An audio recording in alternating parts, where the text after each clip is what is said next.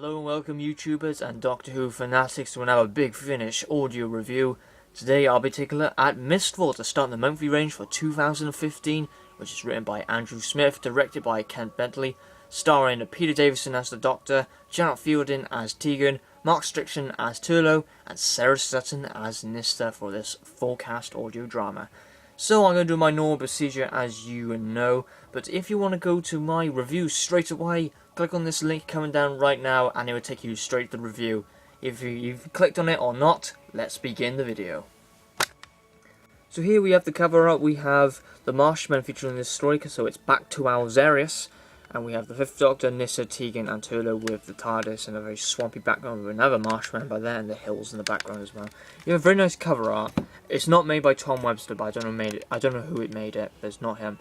We have the 5th Doctor picture, Doctor Who Mistfall 195, and we go to the back, and this is what this story adventure is about. And of course we have the cast members down there. It is 120 minutes approx, but not really, it's not that. And we have disc 1 and disc 2. We have other installments or releases that you may enjoy from bigfinish.com. So we've opened the booklet. We have the director's notes, the people who undertake this story when this audio was performed. We have the writer's notes continued with Doctor Who magazine. We have the next installment, which is Equilibrium, which I'm going to just say don't judge a book by its cover. And we have credits, and then if you can flip it over if you desire. Now to my review of Mistfall. Now Mistfall, I do think it's a very good start for 2015 for the monthly range. But I'm just going to dive into something right by here, is that it's been rather trashed in the Big Finish forums. As well with the excellence of this story, is that people are getting rather annoyed that Big Finish keep doing prequels and sequels and reviving classic monsters rather than expanding on new ideas. But personally, I don't see this as a disadvantage. I love Big Finish to explore more monsters so we can get more information about them. I like them doing that, and I don't see that to be a negative. It seems to be a negative with a lot of people. But personally, I don't see that. I think it's fine. But that doesn't mean this story is perfect in my eyes. No, it is not. But that negative, I don't see that to be a negative. I think that's something which I quite like. Anyway, enough blabber on about that. Let's get to the review and to the overall premise of this, that the Doctor and the 80s gang are trapped in E-space. The Doctor's trapped in E-space again. And they land on Alzarius, and that is, of course, where the Marshmen are from. And we see a massive, bigger evolution of these monsters. So yeah, a lot of things have changed on Alzarius when the Doctor landed on Alzarius during Full Circle, and I think what Mistfall does really well, Andrew Smith really did spark to his Full Circle story very well by adding loads of different sort of references to the story as well, also to with Adric, with the spiders, with the setting, with the music, and again it really does feel like Full Circle. And I know a lot of people don't like Full Circle, but I would say this is better than Full Circle, absolutely.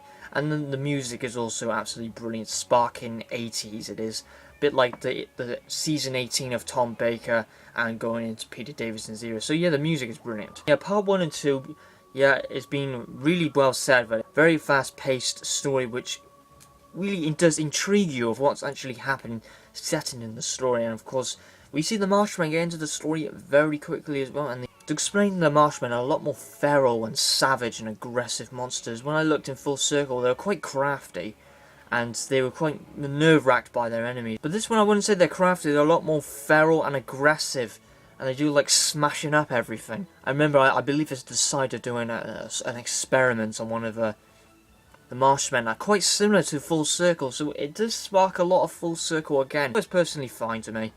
Yeah, part 1 was extremely quick, it flew by introducing the characters quite well with the Decider. Part 2, on the other hand, was the shortest episode, running for at least 18 minutes.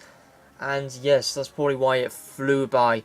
And this does leave a negative with part 3 and 4. Now, when we go to part 3 and 4, we see a problem.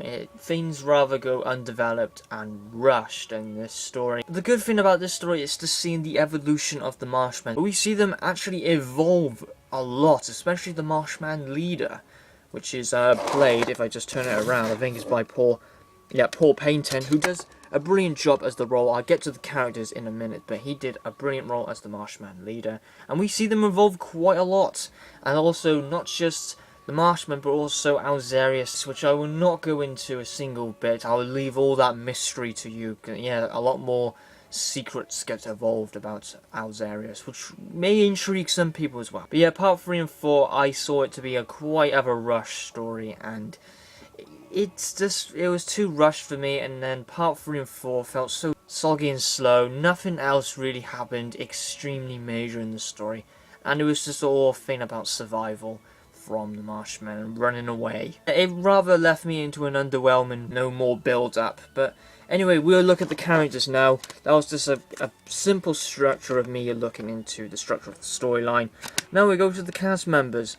We have the Doctor, played by Peter Davison. Very enthusiastic about this audio recording. He was very good, but he's a lot more better in my opinion on the big finish. He did very well and played quite a good tribute to the story as well. Now we have Tegan. Now this may upset some people, but Tegan was one of the big characters of this story with Peter Davison, and Tegan, to be honest, is not a big companion of me personally. It's where what really happened is the Doctor and Tegan did one thing and Nyssa and Turlough did another thing, so the characters were rather spread apart because Andrew Smith probably couldn't write all the characters doing one event because it's just be over chock-a-blocked with things going on. You know, to be honest, she took too much of the listening time and then overshadowed Nyssa and Turlough. So then, yeah, Peter Davison and Tegan rather had the big parts of the story, while Nyssa and Turlough didn't really do much.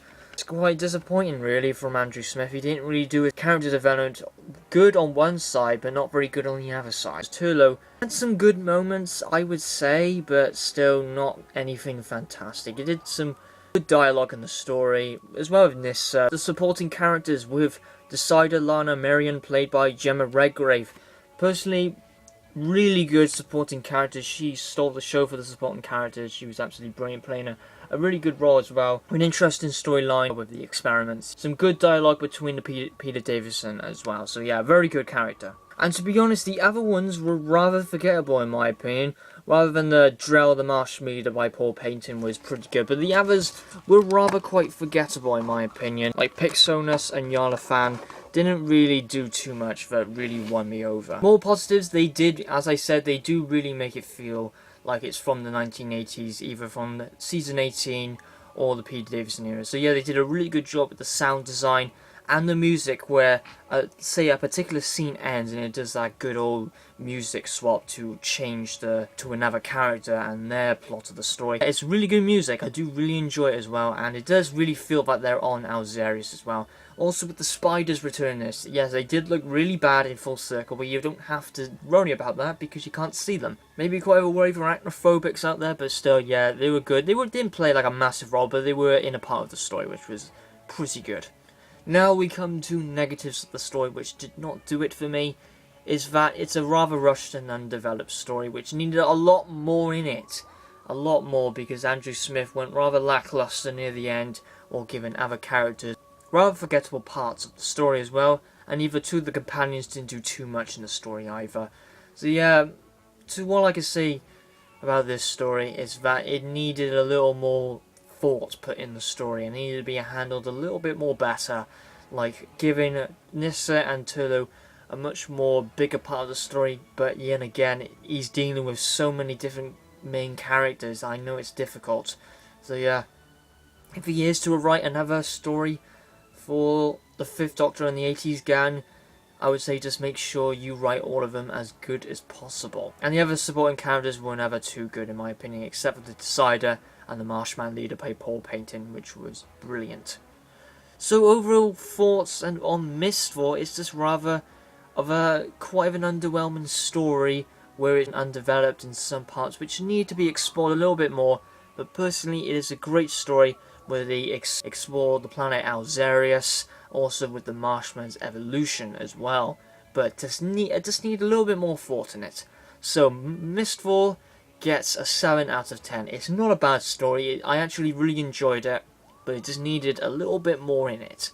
So thank you very much for watching the review of Mistfall. My next Big Finish review will probably either be the Exelons, so that will be a good one, since people also criticise that on the Big Finish forums as well. And yes, I got a DVD review coming up, and that will be The Deadly Assassin, so stay tuned for that, and I will see you in the next one. Have a good one.